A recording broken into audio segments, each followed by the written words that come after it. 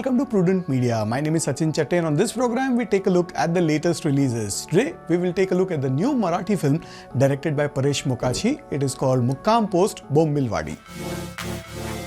Director Paresh Mokashi stands out as one of the most exciting filmmakers on the scene today. Since his debut with Harishchandrachi Factory back in 2009, he has explored a variety of genres, producing remarkable films and has been quite prolific in recent years. Much like the legendary Billy Wilder, Mokashi has crafted a social satire in the form of Elizabeth Ekadashi. He's also made an engaging romantic comedy, Chiva Chi Sauka, a thriller reminiscent of Sriram Raghavan style, which was Vavi, and a family drama in the form of Nachga Ghuma. His latest work, Mukkam Post Bombilwaadi, is a comedy featuring an outrageous premise in which Hitler unexpectedly arrives in a small village in Konkani. Adapted from his own play of the same name, which debuted around the turn of the century, Mukkam Post Bombilwaadi presents a mixed bag on the big screen.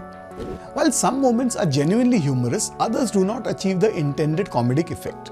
The film benefits from a talented cast that enhances each scene and contributes significantly to the overall experience. The film's inclusion of Hitler and a theatrical troupe evokes memories of Ernst Lubitsch's classic comedy To Be or Not to Be, although the similarities end there. Notably, Mukkam Post is set in the same year as the release of that Lubitsch film, and its premise is intriguingly audacious. In a manner reminiscent of Quentin Tarantino's approach in Inglourious Basterds, Mokashi takes considerable creative liberties with historical events. In this narrative, Hitler, played by Prashant Damle, embarks on a journey to Japan, hoping to turn the tide of the war, while Churchill, played by Anand Ingare, devises strategies to thwart the Nazi leader. Amidst this backdrop, a theatre troupe in Bombilwaadi in Konkan becomes embroiled in the unfolding chaos. During his travels, Hitler unexpectedly finds himself in this tranquil village, setting the stage for a series of comedic mishaps. Additionally, Indian revolutionaries are present, resisting the British rule, while a British police officer is infatuated with Eva Braun, Hitler's companion, and she affectionately refers to him as Addu. The premise exhibits considerable potential and one can appreciate how effectively it may have translated on the stage. However, in terms of its cinematic execution, it offers much promise, yet fails to realize all of it. There was an opportunity to broaden the visual scope on screen, but it ultimately does not meet the expectations.